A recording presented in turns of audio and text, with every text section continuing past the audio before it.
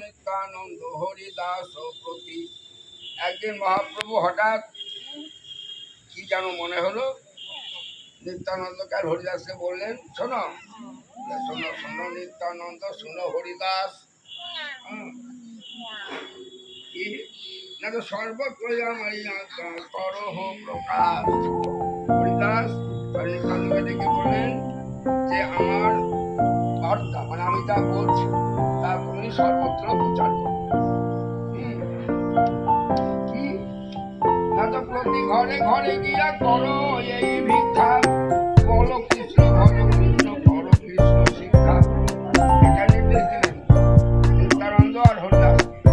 বললো যে তোমরা দুজনে চলে যাও নগরে নগরে গিয়ে, গ্রামে গ্রামে গিয়ে, সকলের ঘরে ঘরে গিয়ে বলো কৃষ্ণ ভজ কৃষ্ণ, কহ কৃষ্ণ নাম, আর করো কৃষ্ণ শিক্ষা।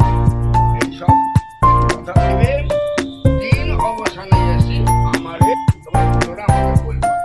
কিন্তু নিল না, কি বললো,